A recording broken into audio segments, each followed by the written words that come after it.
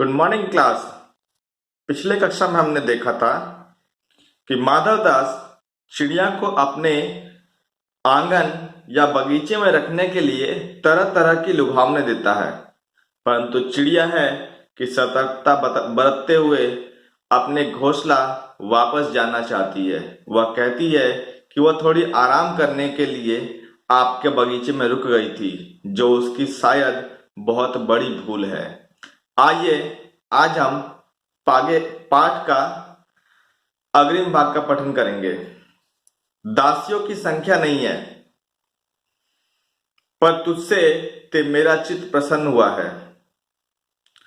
ऐसा वरदान कब किसी को मिलता है? रे चिड़िया, तू इस बात को समझती क्यों नहीं? अर्थात दासियों की कमी नहीं है, परंतु तू है जिससे मेरा मन प्रसन्न हो गया। चिड़िया: सेठ, मैं नादान हूं, मैं कुछ नहीं समझती, पर मुझे देर हो रही है। माँ मेरी बाट देखती होगी, बाट अर्थात राह इंतजार करती होगी। सेठ ठहर ठहर कर, इस अपने पास के फूल को तूने देखा? यह एक है, ऐसे अनगिनत फूल हैं, ऐसे अनगिनती फूल मेरे बगीचे में हैं। वे भांति भांति रंग रंग के हैं, अर्थात विभिन्न विभिन्न प्रकार के हैं। तरह तरह की उसकी खुशबू है। चिड़िया, तैने अर्थात तूने मेरा चित्त प्रसन्न किया है। अब वे सब फूल तेरे लिए खिला करेंगे। वहां घोंसले में तेरी माँ है, पर माँ क्या है? इस बाहर के सामने तेरी, इस बहार, बहार अर्थात खुशबूदार पल के सामने तेरी माँ क्या है? वहां तेरे घोंसले में कुछ भी तो नहीं है। तू अपने को नहीं देखती?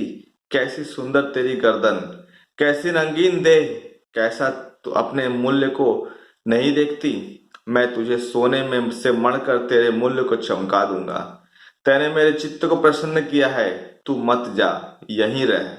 चिड़िया: सेठ, मैं अपने को नहीं जानती, इतना जानती हूं कि माँ मेरी है और मुझे यहाँ देर हो रही है। सेठ, मुझे रात मत करो, रात में अंधेरा बहुत हो जाता है, मैं राह भूल जाऊंगी। सेठ ने कहा, अच्छा, चिड़िया जाती हो तो जाओ, पर इस बगीचे को अपना ही समझो, तुम बड़ी सुंदर हो। यह कहने के साथ ही सेठ ने एक बटन दबा दिया। उसके दबने से दूर कोठी के अंदर आवाज हुई, जिसे सुनकर एक दास झटपट भागकर बाहर आया। यह सब क्षण भर में हो गया और चिड़िया कुछ भी नहीं समझी। सेठ कहते रहे, तुम अभी माँ के पास जाओ, माँ बाट देखती होगी, पर कल आओगी ना? कल आना, परसों आना, रोज आना। यह कहते कहते दास को सेठ ने इशारा कर दिया और वह चिड़िया को पकड़ने के जतन में चला, अर्थात पकड़ने का प्रयास करने लगा। सेठ कहते रहे, सच तुम बहुत सुंदर लगती हो। तुम्हारे भाई बहन हैं? कितने भाई बहन हैं? चिड़िया: दो बहन एक भाई, पर मुझे देर हो रही है। हाँ हाँ, जाना, अभी तो उजेला है, अर्थात उजाला है। दो बहन एक भाई, बड़ी अच्छी बात है। पर चिड़िया के मन में भीतर जाने क्यों चैन नहीं था, अर्थात जाने क्यों वह कुछ घबरा सी गई थी, कुछ समझ सी गई थी, जरूर कुछ होने वाला है।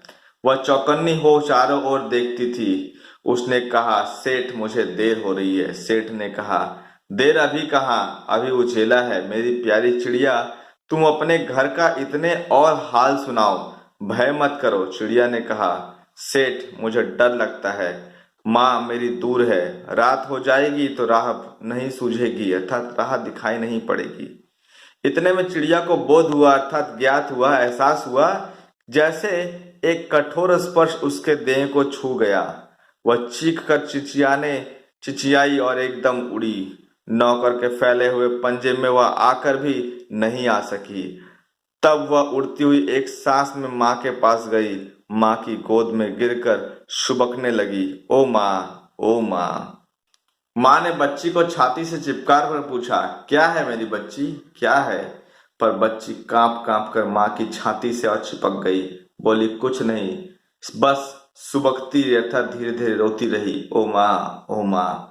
बड़ी देर में उसे ढांढस बंधा, अर्थात फिर उसे होश आया, वह शांत हुई और तब पलक मीच उस छाती में ही चिपक कर सोई, जैसे अब पलक ना खोलेगी, अर्थात वह बहुत डरी हुई थी। उक्त पाठ के माध्यम से लेखक हमें ये बताना चाह रहे हैं कि हम कितना निर्मम हैं। हम एक नन्ही सी चिड़िया को अपने स्वार्थ के लिए उसके मां से दूर रखना चाहते हैं। हम जीव, मनुष्य जाति, जो इस संसार के सबसे बड़े जाति के रूप में माने जाते हैं, परंतु आज इतना निरीह हो गए हैं कि एक छोटी सी चिड़िया को उसकी आजादी छीनना चाहते हैं। आखिर क्यों?